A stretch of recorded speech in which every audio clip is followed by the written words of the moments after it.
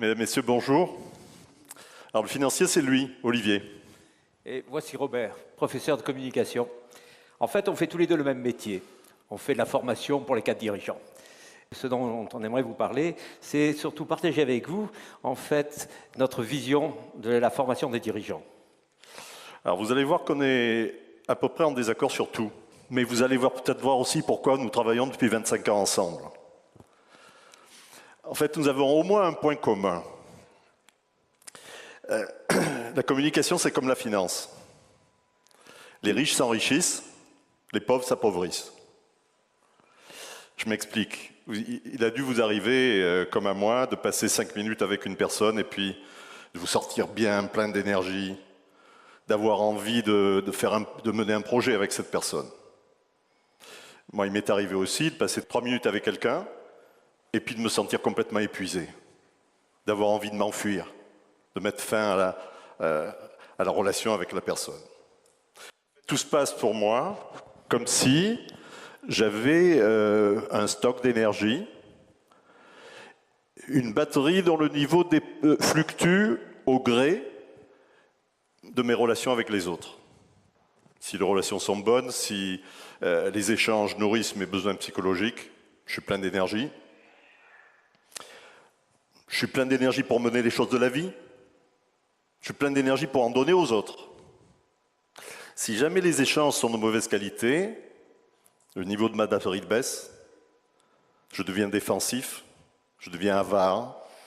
Je suis un peu avec mon énergie comme Harpagon avec sa cassette. Or, nous savons tous que, en fait, si on veut recevoir, il faut qu'on donne. Ou plus précisément, on va recevoir d'autant plus d'énergie des gens qu'on leur en aura donné en toute générosité, sans rien attendre en retour. Attends Robert, on s'éloigne un peu de notre sujet là. Quel rapport avec l'executive education? Donner de l'énergie aux gens, c'est le fondement du leadership. Ça joue sur la motivation des gens, ça va avoir un impact sur leur satisfaction au travail, sur leur équilibre émotionnel au travail. Alors, c'est vrai, Olivier, et tes amis ne sont pas étrangers à ça, que ce n'est pas ce qu'on voit tous les jours en entreprise aujourd'hui. Qu'est-ce qu'on voit en entreprise? On voit des gens sous pression, on pompe leur batterie, sans leur donner la possibilité de la recharger. On voit des exigences de rentabilité et de performance toujours plus importantes, sous l'influence des marchés financiers. Pour moi, chaque fois que je suis en entreprise, je me dis quel gâchis de talent. Tes amis ne pensent qu'aux chiffres et au court terme. Ah oui, bien sûr. C'est comme ça qu'on voit la finance souvent. Écoute, je vais utiliser une métaphore et j'espère que je vais arriver à te convaincre que ce n'est pas le cas. Imagine que j'ai un petit cochon qui est très spécial, parce qu'en fait, il produit de l'or toutes les semaines. Et pour des raisons personnelles, je voudrais te le vendre, ce petit cochon. Je voudrais savoir quelles sont les questions que tu vas te poser pour pouvoir me proposer un prix pour mon petit cochon. Combien il produit? Ah, ça c'est très simple. Il produit 42 kg d'or à 19 carats toutes les semaines, le mardi matin, à 10h15 pétante. Et qu'est-ce que ça va me coûter? Oh, merveilleux. Rien du tout. Pour l'instant, je lui donne que de l'eau et de l'amour. Et cette belle histoire d'amour, combien de temps elle va durer? Ah, pendant combien de temps mon petit cochon va produire de l'or et sur quelle période et quelle quantité? Ça, c'est la vraie question. En fait, ça, c'est la question la plus importante. Parce qu'imaginons que je lui vende mon petit cochon et qu'il devient triste. En fait, il ne va plus produire. Au contraire, il va produire pendant une semaine, pendant un mois, pendant 10 ans. Ça, j'en sais rien. Et qui a la réponse à cette question? Bien évidemment, personne. Alors, qu'est-ce qu'on fait? Puisqu'on n'a pas de réponse. En fait, on n'a pas de réponse parce que ça vient du futur. Et le futur, personne ne le connaît. Alors, on va l'inventer. On va faire des scénarios. On va faire de la prédiction. En fait, vous savez quoi? On va rêver. Et dès qu'on parle de rêve, on parle d'émotion. Si hier j'ai passé une merveilleuse soirée, le futur, je le vois différemment. Le futur, ce rêve, va être totalement différent de celui qui va exister si auparavant j'ai eu des crampes d'estomac. Et là, on voit bien qu'on ne parle pas de chiffres en finance. Les comptables parlent de chiffres. Nous, les comptables, effectivement, regardent le passé. Mais nous, qu'est-ce qu'on fait? On regarde le futur, et uniquement le futur.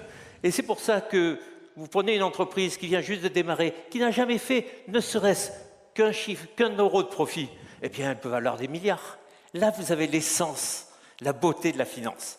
La finance, tu vois, c'est du rêve et de l'émotion, comme une belle histoire d'amour. Je t'ai convaincu, j'espère. Ouais, c'est une belle histoire, ouais. Mais je me demande si c'est du rêve ou de la chimère. J'ai l'impression qu'avec vous, le bonheur est toujours pour demain.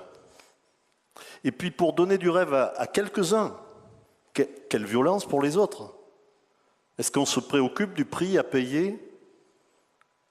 Bon. Je crois que les marchés financiers qui stimulent sont totalement décalés de la réalité que les gens vivent en entreprise.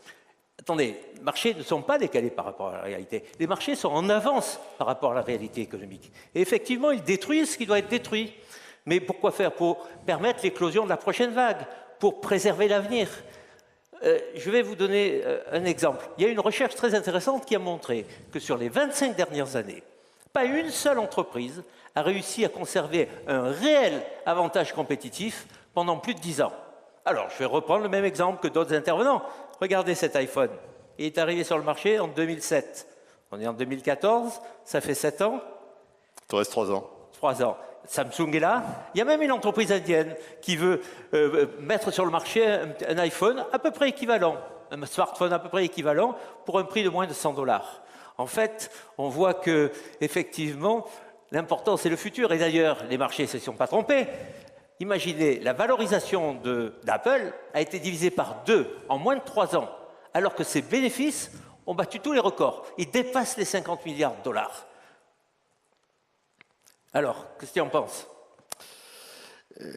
Moi, je voudrais qu'on revienne à l'entreprise, parce que les marchés financiers, c'est très virtuel pour moi. Et ce jeu de destruction-création, bon, qu'est-ce que ça génère?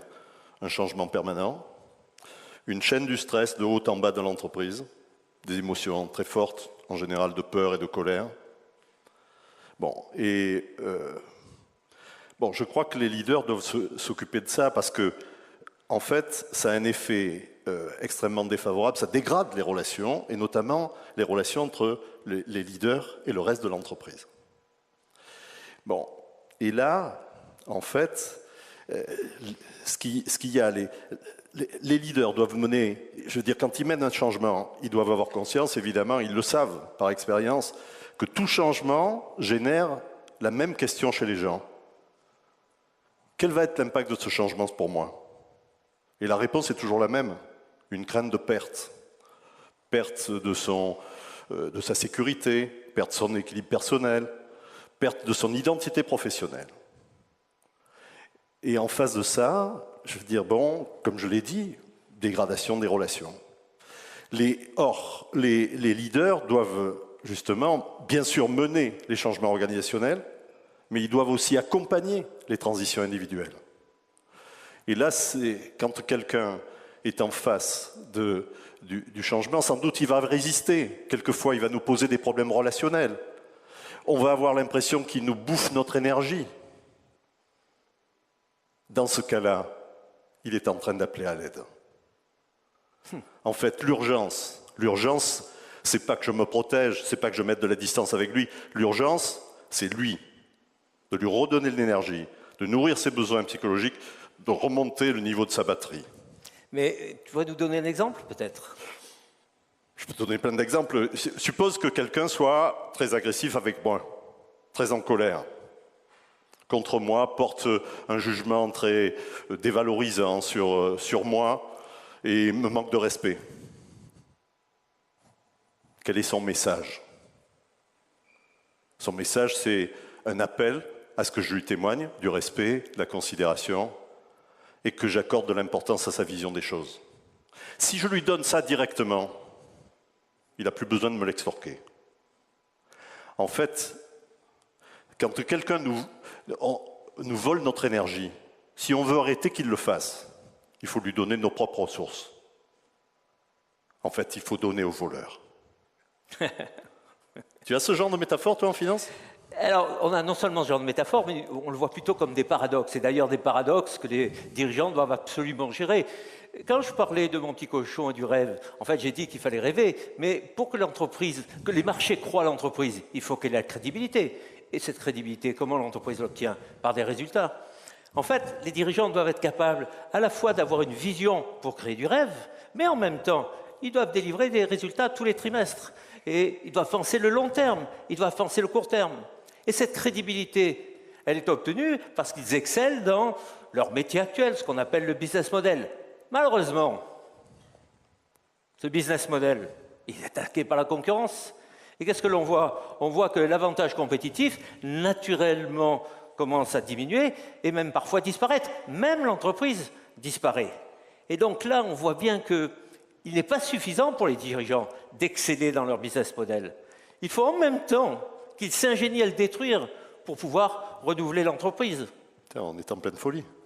Oui, on est en pleine folie, c'est vrai, tu as raison. En fait, les dirigeants sont dans une situation schizophrénique. Et qu'est-ce qu'ils vont faire, comme tu l'as indiqué? Ils vont avoir du stress, ils vont devenir rigides, ils vont se bloquer et ils vont s'arc-bouter sur le passé. Vous vous rappelez mon iPhone, là? Cet iPhone, il n'a pas été créé par Apple. Vous savez par qui il a été créé? Nokia. Quand? 2000. Surprenant, hein? En fait, quand les chercheurs l'ont présenté aux dirigeants de Nokia, les dirigeants ont dit « Attendez, c'est pas un téléphone, c'est pas un vrai Nokia, il n'y a pas de touche. Et en plus, il est trop cher à produire. » En fait, on voit la difficulté qu'on a tous à imaginer un futur différent de celui qu'on connaît. Et ça, c'est d'autant plus vrai qu'on a eu du succès dans le passé. En fait, tu vois, là, je crois qu'on touche l'essence même de notre métier de formateur. Notre métier, c'est d'aider les dirigeants, leur permettre de mieux comprendre et probablement de mieux gérer des situations paradoxales qui sont en fait beaucoup plus complexes qu'on ne l'imagine. Et je ne sais pas comment tu perçois ça. Non, Olivier, je crois que cette fois, on se rejoint. Ah. C'est vrai, notre rôle de formateur, c'est d'aider à la transformation. Et ça doit se marquer dans nos manières d'enseigner. Face à la complexité dont parle Olivier, arrêtons de juxtaposer un cours de marketing, un cours de finance, un cours de leadership. Mais abordons les problèmes de manière interdisciplinaire. Arrêtons de donner les réponses, mais amenons les gens à se poser les bonnes questions. Arrêtons de délivrer la connaissance, mais mettons les gens en face de dispositifs expérientiels. Proposons des métaphores, des histoires, des jeux pour créer de l'émotion. En fait, c'est parce que l'émotion, c'est ce qui va ancrer le changement. C'est l'émotion qui va faire que les nouvelles manières de voir vont devenir irréversibles. Merci. Merci.